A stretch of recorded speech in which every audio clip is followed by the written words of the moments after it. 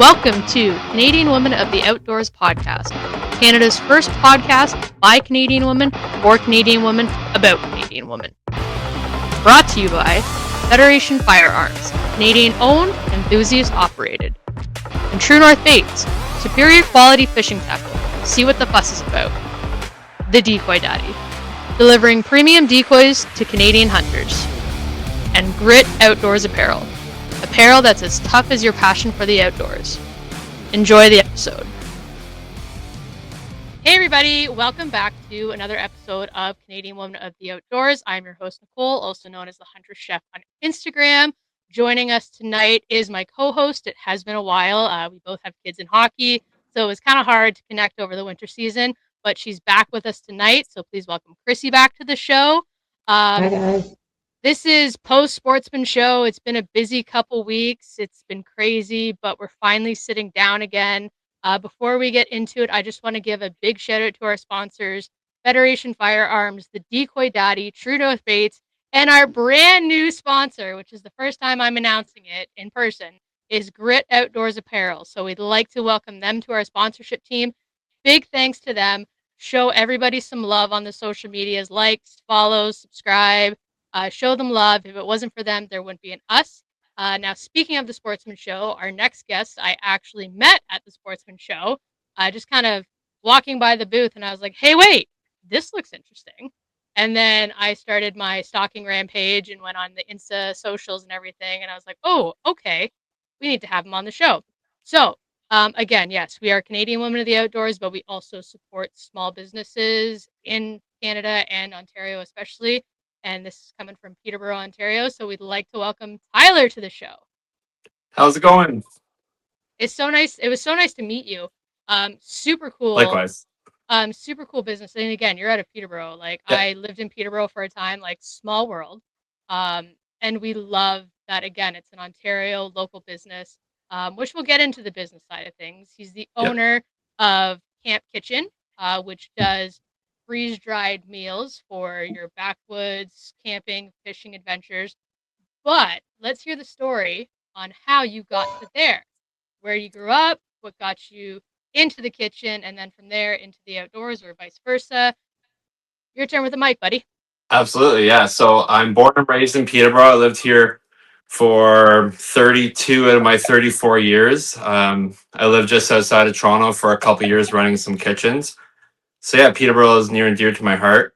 And as lots of people know, Peterborough is sort of the gateway to so much outdoors. And so there was lots of opportunity when I was young. And actually, when I was about, I guess, 10, I was in Boy Scouts. And that was sort of like the spark of my outdoor love. And I was in a really good group. And we spent like all of our weeks outside. We did lots of big trips. A couple float plane trips in Temagami when I was 10 and 13. So pretty big trips for Boy Scouts, and that really started the passion in the outdoors. But around the same time, I was really getting into like my love for cooking as well. And so when I was about 13, I got my first kitchen job as a dishwasher, and then I slowly had to start picking making money or spending time outside. So I'm sure you know, working in restaurants, it's extremely demanding, and as you start working your way up through, you start losing your weekends, and so yeah, I became consumed by kitchen work, and so when I was out of high school, I went to Fleming College for culinary, and graduated when I was 19, and moved just outside of Toronto and ran a 110-seat French bistro, which was pretty intense. I kind of fell into a chef role there, and I matured very, very quickly in the restaurant world. So are you like a Red Seal chef? Yeah. Oh, yeah, I wrote my Red Seal when I was 21. Wow. So yeah, I was at a very young age very passionate about cooking, and I thought I knew I wanted to run a restaurant for that was my like dream, was to run my own restaurant, which I eventually did do, but also learned that wasn't what I wanted to do very quickly as well. So yeah, I worked in Toronto for a couple of years, or just outside of Toronto, actually in Oakville, for 2 years. And I met my wife, or my wife now, Beautiful and lady. we moved. Sorry, Beautiful lady. Met thank her you. at the sportsman show. She's awesome. Yeah, and she's from Lindsay area. So after she was done school, and I was burnt out from working 80 hours a week in the restaurant, we moved back to Peterborough. So we've been back to Peterborough ever since, and we've started a family here. So Peterborough is our home now, and where we raise our kids. So obviously again with the restaurant industry, I know I've been on the bartending side of it, the serving side of it. I know those hours can be absolutely insane. So with the love of the outdoors, which is obvious from your Instagram and socials, did that kind of happen like in your youth and then you kind of put it to the wayside and then got back into it, or was it always like you still found time for that? Yeah. So once I graduated college, I was pretty much in restaurants 65 hours a week, up until I don't know, less than 5 years ago when we sold the restaurant. And so it was pretty consuming. It pretty much took over all of my time. Everything was cooking and working restaurants. And it is a catch 22. It's sort of it, then that's what I knew I had to do to get to where I wanted to be. Um, or where I thought I wanted to be at least. So yeah, it was pretty intense hours, and I didn't spend a lot of time outdoors. Me and my wife Cass would go out camping once a year, and that was pretty much it. So not too much time outside. But when I worked in Oakville, the chef actually got me into foraging a bit, and we used to go and forage fiddleheads and wild leeks, and so I started getting that taste back, with just being able to eat wild food and find wild food. It's kind of a good excuse to do work and be outside at the same time. So that was sort of like the spark to get back into it, before I even knew it was. And that season's coming up. So are you going to be out looking for fiddleheads and leeks? Do you use Absolutely. that? Well, we're not into the business yet, but do you use anything like that, or is that just for yourself and your loved ones? Yeah, for personal. I've grown significantly with foraging and we so back a little bit. When I came back to Peterborough from Toronto, I got a job um, in a fine dining restaurant in Peterborough called Rare Restaurant, or at the time it was called Rare Grill House. And I worked with Brad, the chef there, for 6 years. And then after 6 years, he decided he was going to open up another restaurant and promoted me to sort of like chef slash GM. And so I was running Rare, and we were heavily focused on local food. That was like a very important part of the restaurant. And after about 2 years of running the restaurant, Brad and Katie, the owners, wanted to sell the restaurant. And I was looking at actually buying a restaurant at the time. So it worked out. So we actually bought the restaurant. And we completely shifted the menu from steakhouse to more of a even one step further in fine dining, with a bit smaller portions and really emphasizing on a 50-kilometer radius to the restaurant for all of our ingredients. And so every single week we were putting out a new menu, and I had 3 cooks with me, and that was a really intense time in the restaurant. It was quite demanding to be able to produce a full menu weekly, focusing on ingredients within 50 kilometers. And we had some Especially, exceptions. We did use things like sea salt. All of our salt was from Newfoundland sea salt, um, and some other things, but mostly like all of our oil we were using, like sunflower oil from Ottawa and stuff like that. So trying to stay as within the province at least, but then really focusing on that 50-kilometer. that would have been challenging in the wintertime, I imagine. Very. So our canning program at Rare was pretty intense. We were canning um, anywhere between 740 to 860 liters of pickled and preserved vegetables and fruit every year.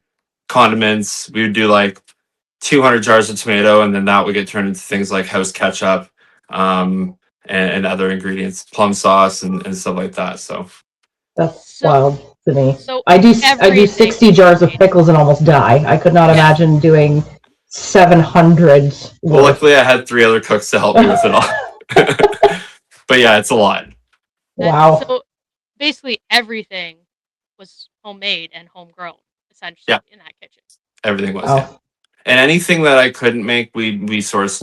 So for our bread, we had a bread plate on our appetizers, and a local bakery was custom baking us bread, and then we would rotate a butter using a local creamery, and then adding some like, so like let's say we do like a maple syrup wild leek butter in the spring, that kind of stuff. So Can I have that recipe?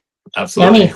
Like, that sounds incredible. I was just talking to one of the guys at work, and I was like, "Yeah, I gotta do like a ramp compound butter this year." Yeah. Oh yeah, you can't But go wrong. no, absolutely. We had a pretty Um, intense I'm hungry. fermenting program as well, and also quite a good sized charcuterie program. So with fermenting, like that's like on the hot sauce side of things, is it not? Again, I'm Hot new to sauce, that kimchi, type of thing. different, yeah, different. Like we were even making our own vinegars. So I'd like go out and harvest sumac and Oh yeah. ferment the sumac, and in like 16 months you have a beautiful sumac vinegar, and you can use that in place of lemon because obviously it's hard to find lemons in Ontario. So we would do like a beef carpaccio and hit it with some of that sumac vinegar on top just to bring out that brightness, as you would use lemon juice on a carpaccio. You're making me hungry. I was just gonna say, I'm like, oh So my I'm god, that starving was that like sounds now. delicious. that was the main focus of the restaurant, was really just trying to show people what we had, and how lucky we are to have the food systems that we have within our back door. Wow. So, um, with this your current business, did you kind of start that while you were in the restaurant, or we'll get it? We'll start with the business now. Like, how did that kind of come to Yeah, yeah. fruition? So basically, what happened is COVID. COVID happened, and Yeah. we had to drastically shift. So we went from having a hyper local weekly menu to having to do takeout. Um, and luckily, I had some really helpful intel when it all started happening that things were going to change. And I immediately started working on concepts and figuring out what we were going to do. And so we basically turned into a really good sandwich shop. We were open 4 days a week, and we were doing um, different sandwiches with salads, and it's what we had to do to sort of stay alive. But that also meant that I had a bit more time. Um, and I had just taken or no, maybe not yet. So the first part of COVID was pretty messy. I just takeout only. And then as things started opening up, um, I actually ended up doing a course with Lori McCarthy, who is a chef in Newfoundland who specializes in foraging and hunting. And she had this program that was offered to me by the Peterborough Kawartha Tourism Alliance. And I never say no to a free program. I love to learn. And so I didn't really know what the program was about. But I was like, yeah, let's do the program. It's Lori McCarthy. It's going to be great. And the program was basically building an outdoor business that featured hospitality and cooking. And I was like, oh, cool, this is fun. But like, I've got the restaurant, but I'll make believe this cool business idea and learn what I can. And at the end of the course, I realized the whole course was about storytelling. It wasn't really about any of it. It was really about storytelling and how to tell a story through food outside. And when I got to the end, I had made this fake business that I was like, this has got to be my real business. Like, this is amazing. And so I opened up. So the restaurant was called Rare Restaurant, and I started a guiding business called Rare Escape. And so basically, it was escaping the walls of the restaurant, taking people outside, and cooking a hyper local meal for them over fire on Crown land. And I did that for a couple of years, but it's sort of inaccessible for a lot of people. We were doing 3 or 4 kilometer hikes. Ticket prices were $200 to $250 a person. So it wasn't cheap. Um, and so I slowly was trying to think about how I could make it so that somebody could feel the way that I want them to feel when they're sitting out in the woods, and how maybe I didn't have to be there for them to feel that way. So just having good food out in the woods, that was sort of like the really raw idea. And so at this time, we were selling the restaurant. The restaurant was for sale. We were spending a heck of a lot more time outside. With COVID, we started camping as a family. Like every weekend, we were going out camping with my two girls. At the time, I guess I had probably a 5 and a 2-year-old. So we were spending a lot of time outside, and that became like the most important part of our lives. And so we sold the restaurant and ran Rare Escape for a little bit of time, but then I developed a twig stove. So like it's the genesis of the build. The business is kind of unique because I kind of had in mind what I wanted to do, but I knew it was really far down the road. And so I took a full-time job that had a lot of stability, working with my dad in sheet metal fabrication and manufacturing. Very boring, very like 6 to 3 good pay kind of job. But I was working on this Rare Escape business on the side. And I designed this twig stove that people could go out, flat pack. I actually designed it for me so I could go out and cook a meal over fire for myself. And a couple of people started asking about them. And I had Rare Escape put on the side of the twig stove, engraved. And then me and Cass were thinking, like, this doesn't feel right. We've had sold the restaurant at this point. Now the business is called Rare Escape that we're doing the guiding with, and we wanted to kind of close that chapter of our lives. So we changed the name and completely rebranded to Camp Kitchen. And that's sort of how we started. And that was, I guess, 3 years ago. So it actually started with the twig stove. Yep. Not everything else that came. Yeah, exactly. Because I knew it was important. I shifted like a complete, well, at the same time too. So through COVID, especially to the later part of the COVID, I was drinking pretty heavily. I think everyone was. Yeah. So I actually quit drinking almost 5 years ago now. I guess I've been sober, and that was also a really big piece of the whole selling the restaurant puzzle. I was just trying to get away from that, and just for me, and so I did that, and best decision I've ever made in my life. And I lost like all my friends, and I lost like the community I was in, and I wanted to rebuild a new community around me. And I knew I really had to like get into the outdoor community, because those are the people that I wanted to be with. And those are the people that I wanted to associate myself with, because they were all there with open arms. And I had communications with some people in that community, but I wanted to just like really like get in. And so I made the stove, and that was like the flagship of Camp Kitchen at the time. But I knew there was more things down the road, but that was just to get my foot in the door and to start making relationships. This kind of sounds like the genesis of when life, when things don't go right, go left, and takes you on a completely different path than what you kind of were expecting. But it's obviously evolved into this business. How would you compare your current business with like the hours and time it took to do the restaurant and that sort of thing? Are they comparable, or is this because this is like you've fallen in love with doing this? This is not even a job anymore. It's, well, right now especially, I kind of I still work part-time in a like mundane day job, like 6 to 12 kind of thing. I'm able to build my schedule the way I want to, especially around my family, which is really important to me. And I'm also able to take some time to get outside, especially with camping season coming up now, or like a couple weekends ago, I was able to leave the machines and go for a trip. So like I do have quite a bit of flexibility. But I guess when you're building something, you kind of have it in mind that you're building something that's worthwhile. I don't want to say it's not a job, because it, like, today I'm prepping jambalaya and I'm going to cut 10 kilograms of diced onion and 10 kilograms of diced pepper. It gets pretty, I don't want to say boring, but it has its moments. monotonous. Exactly. But putting the food in the bag and especially seeing people enjoy it in wild places is makes it definitely worth it. So when did the switch from this stove, which I've actually seen it on your Instagram and I was looking at it on your website. It looks super freaking cool. It's Yeah. fun. When did the switch from the stove turn into these camp freeze dried meals? Which Yep. I'm still the science behind it. I don't understand. Yeah, we can cover that. But but so when did that kind of shift transformation happen?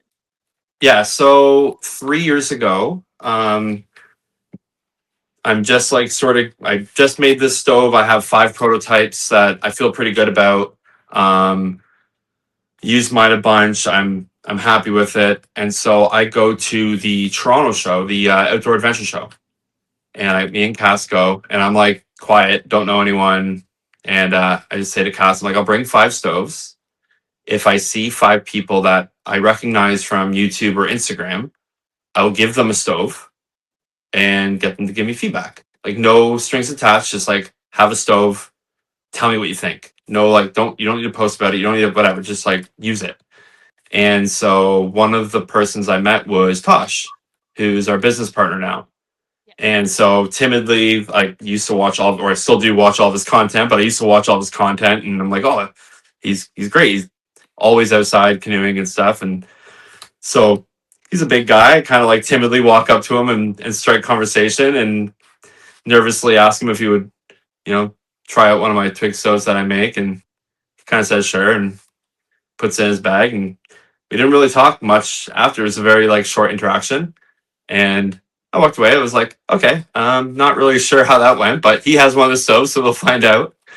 And I guess it was about 2 months later, he messaged me on Instagram and he said, hey, I'm wanting to make a freeze dried meal prepping for canoe season style YouTube video. Would you like to come and cook some meals and we'll freeze dry them for a video?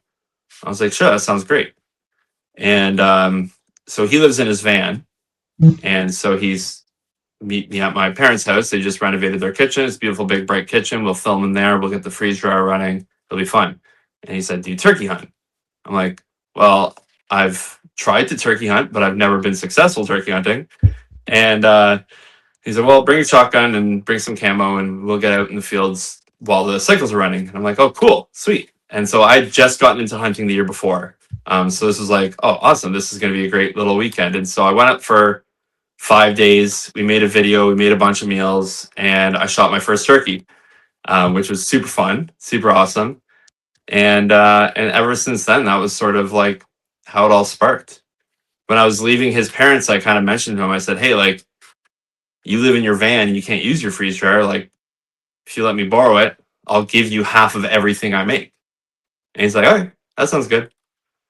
And he started eating my food on his trips. And we eventually did a canoe trip together in Tamagami. And he looked over, we were paddling. I remember we were paddling on Lake Chiniguchi. And he just looked over at me and he's like, you ever think about starting a freeze dried meal company? I was like, yes, I have. And that sort of wrote like that was it. And everything kind of like ramped up from there. That's a heck of a way to get a freeze dryer. Right? Yeah. So Now we got those 2 baddies. is that what's behind you right now? Yeah. Oh, What okay. can I ask what brand they are? Because They're Harvest Right machines. Yeah, they're Harvest Right commercial extra large machines. Okay. Because I would probably give my left arm to get a small freeze dryer. I would love to. So that's why I was just curious about the brand. Okay. That's the first one I borrowed from Tosh. So okay, so then we are on a canoe trip. We discovered that we're gonna start this business. So how did you come up with the recipes and stuff like that? Like, can you? This is gonna sound really stupid again because I'm not. No. Chrissy has done more of this kind of stuff. I hunt, I fish, but I'm not real. I've never done the backwoods camping where you have to minimally pack. Yep. I've never. I'm starting to get into that, but I've never really done that. Is there like certain recipes that work better than others, or can you literally turn any recipe into a freeze-dried meal? And then how does that process work? Yeah, of course, I can go through some of that. Yeah, so will all meals work? Yes. Sorry, that was a lot of Um, questions. no, it's okay. I will say that all meals will work if you can figure out how to freeze dry all meals. Things that are really fatty, especially fatty cuts of beef, or like fatty cuts of duck, have a harder time. Fat fat doesn't freeze at all. Yeah. So it doesn't really dry because there's no moisture in like pure fat at all. So you're trying to get something to dry that never was wet, if that makes sense. Um, so I do cook with beef tallow, and I cook with coconut fat, and I do cook with bacon fat as well. Any recipe that we have bacon in, it gets bacon fat for the sautéing of the vegetables, and any other recipe gets beef tallow. Um, that's why our shelf life isn't. Sometimes you'll see companies and it'll be 25 years. These machines can make food that'll last 25 years if packaged properly. But the recipes that you're making aren't always going to be shelf stable for that long. Because we use fat, it brings the shelf life down a bit. I mean, realistically, our shelf life is probably good for 4 or 5 years, but we do best before 3 years just to be safe. And even potentially longer if it's kept in a cool, dark place. It might even last 10 years. So that's the one thing with using fat. If you're going to use fatty meat, you might have some residual moisture that stays. And with that, you will have some like molding or mildew happen in the bags, which is obviously not optimal. So yes, you can freeze dry pretty much any meal as long as you figure out how to freeze dry that meal. The process itself is it seems complicated, but it really makes sense if you simplify it. It's basically a freezer that has a vacuum pump on it. And so what it does is people who like make shirts that have like decals on them and stuff, a lot of them will use sublimation. And the word sublimation means turning a solid into a gaseous state. So basically you're turning something from a solid to a gas without it ever becoming a liquid. So when you're dehydrating, you're warming the food, and that solid food, the water is becoming liquid, and then evaporating into a gas, where this process will freeze things down to like negative, I think it's like -40 or something, like it's insanely cold. And then it turns the vacuum pump on, and there's heating elements in the drum. And so it's actually heating the food up under high vacuum, and the outside wall is still freezing at -40. So what happens is the water vapor lifts off the solid food because the food is frozen at -40, and it's turning into a gas. And with that process, you're only pulling water vapor. You're not pulling any nutrients out. You're not pulling anything else out. And when you do that, the cell structure almost stays exact. So that's like, I guess if somebody was going to say the one benefit to dehydrating over freeze drying is dehydrated food takes up a very small amount of space, where freeze dried food really doesn't, it doesn't really get smaller. It stays about the same size. But what that does is that when you're rehydrating dehydrated food, you're basically having to cook it again, because you've got to get that water back into that food, and it's dried and hard. Where because freeze dried food is more like styrofoam, when you add the water, the cell structure is open, and that water rehydrates the food much easier. So with a dehydrated food, if you're dehydrating your own food and you bring it camping, most likely you're putting it in a pot, adding boiling water, and then putting it near the fire and waiting 10 to 15 minutes for it to reconstitute. With freeze dried meals, technically you can add cold water. You just have to wait longer, but it will rehydrate with cold water. Do you find I shouldn't say do you find, when you're testing these recipes, is there a difference in texture? Like, obviously there's a difference in texture once something is freeze dried, because yes, it's very styrofoamy, because I'm obsessed with freeze dried candy. I love that crunch, love all of that sort of thing. When you're rehydrating like the shrimp in the jambalaya type of thing, does it texture different when it's rehydrated, or is it pretty much the same? It's pretty much the same. The only thing is because I have to cook the shrimp, because obviously I can't put raw shrimp in the bag. Because I cook the shrimp, when you put your boiling water in, you're probably going to lightly overcook the shrimp. So the shrimp is like a little bit tough. It's actually the main reason why I use chicken thigh. I use boneless, skinless chicken thigh in all my recipes, because thigh you can cook like leg meat. You can cook like low and slow. So I cook all my chicken diced low and slow, and so it's really tender. So when you pour boiling water on it, it comes back really tender.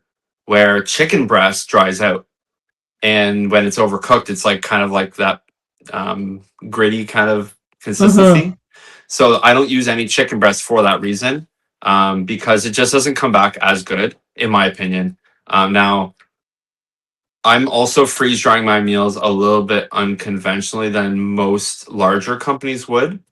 Larger companies would mostly, depending on the company, depending on the price point, they would be freeze drying individual ingredients, and then adding them together after they're dried, and making things very small. And that just increases efficiencies with time and which is time really, and cost. So they can get a cheaper meal, and on the cost side of things by freeze drying everything, because you can get more in the freeze dryers, if that makes sense. Where Mm-hmm. I'm making the meal and then I'm putting them in the freeze dryer as a full meal. So That our was nice. meals taste like they're cooked together because they're cooked together. Where some of the cheaper freeze dried meals I find, you can really tell that the pasta is not cooked with the sauce, because it's kind of rehydrates like a bunch of white pasta noodles and then a bunch of sauce that sits in the bottom of the bag.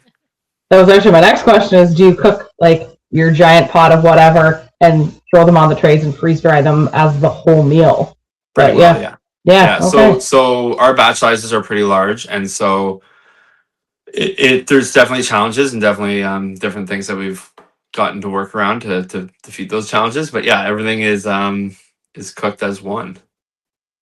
And So honestly, I think that's like the biggest thing that sets our meals apart. And they just, there's big chunks of like our broccoli we cut down to like that. So when you open the bag, there's like actually large chunks of broccoli and chicken and bacon and mushrooms, and you get those textures.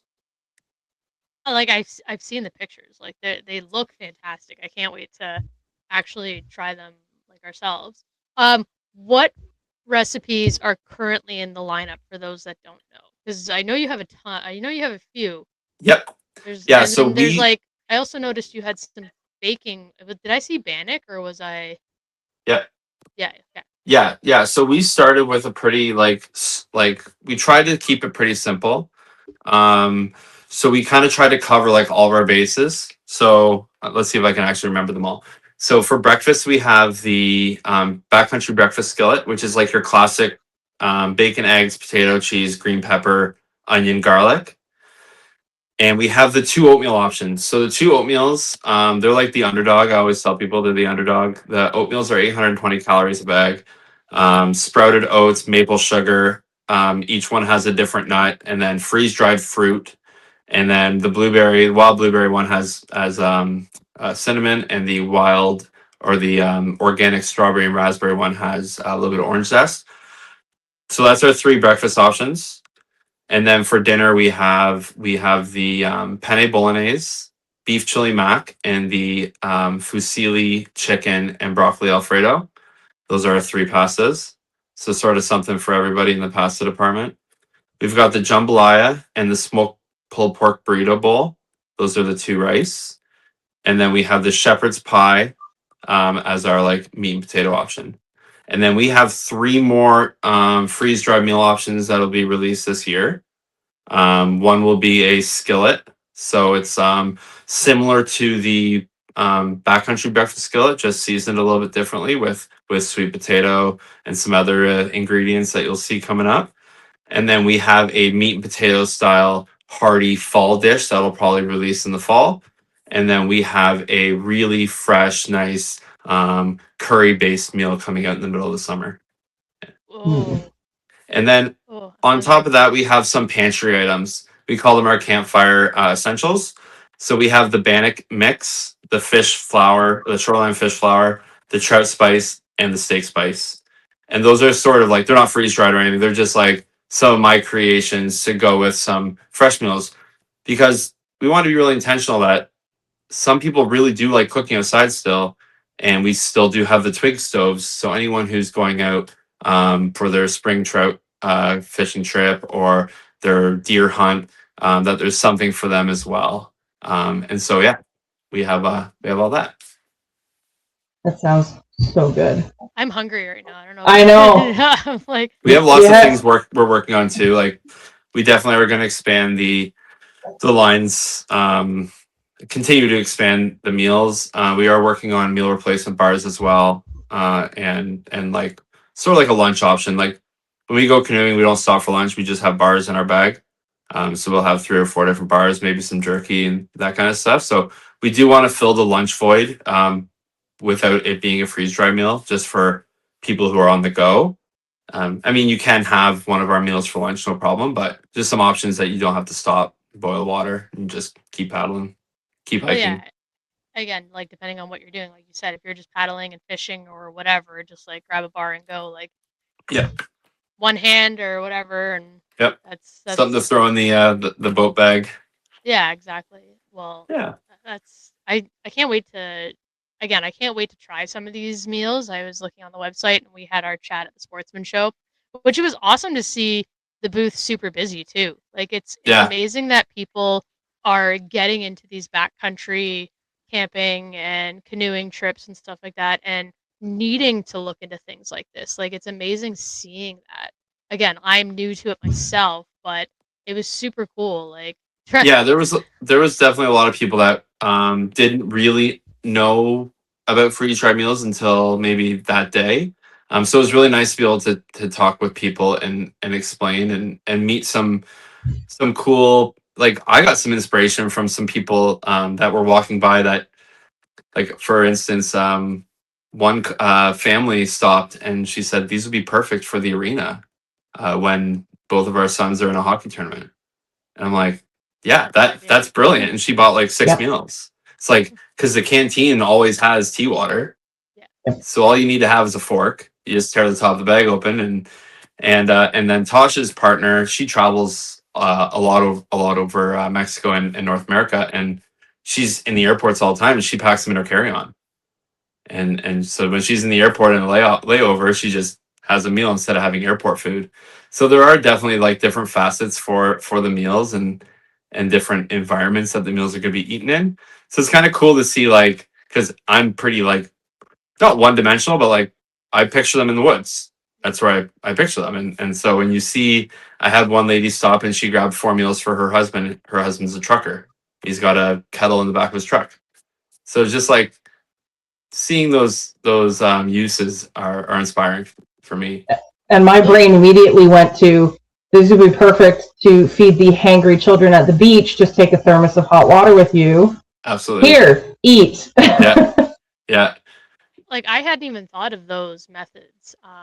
But that's amazing. And like it's funny, even when I went to try and talk to you a couple times on the Sunday at the Sportsman Show, you were talking to people and I was like, it's great that you're busy, but like come talk to me. I know. But no, and it's amazing that like there is so many actual like options. Like it's not just for camping. Like Yeah. again, like Chrissy, I wouldn't even thought of the beach either. Like that's another amazing thing that the beach, the arena, like all those things, like that's so awesome. And the fact that you're expanding your line too, like it's so cool that this is growing into something um big. Like, and I never would have even like again, I'm so new to this. Never thought of freeze dried meals before, but it's such a neat concept, and I'm still trying to wrap my head around the science behind it. That I'm gonna be like on TikTok later tonight, like science behind, like what's the chemical reactions and stuff like that. 'Cause Yeah. I'm the nerd like that. Yeah. But it's super cool, and the fact that you put so much love and effort into these recipes, like Yeah, that's thank you. just Yeah. that's an amazing on its own. Thank you. Yeah, no, it's been that part's been a lot of fun, especially. developing is I think, especially for someone working in this industry, like creating is our biggest what drives the most amount of inspiration. And so being able to be extremely creative but also learning a lot from something completely new has been really fun and humbling. It's definitely, it's not like cooking in the kitchen. It's a bit different. So That's awesome. Chrissy, we're getting close to our time. Do you have any more questions No, before I think we've covered them all. You're wonderful. I was gonna say that's awesome. We'll definitely. I gotta touch base with you to pick up some meals before we do my first backcountry hike in on everything all on my back camping trip this nice. summer. It'll be my first one that I'm doing, so I'll definitely have to touch base. Tyler, I just want to thank you again for coming on and for taking the time out to come chat with us. It's been an amazing conversation, learning, and I'm super excited to see this business grow for you. Um, you're doing awesome things in the outdoors, so we appreciate you coming on tonight. Oh, thank you so much. I really appreciate the opportunity to educate and to talk about my background and my passion and why I'm here. Amazing, Chrissy. Thank you so much for coming on tonight. We're finally off hockey season, so we can do this more. Thank God. Once again, last big shout out to our sponsors, Federation Firearms, True North Base, the Decoy Daddy, and Grit Outdoors Apparel. Go give them a like and follow. Guys, remember, the outdoors belongs to no one, so get out there and lose yourself to find yourself. Till next week, guys. Thank you.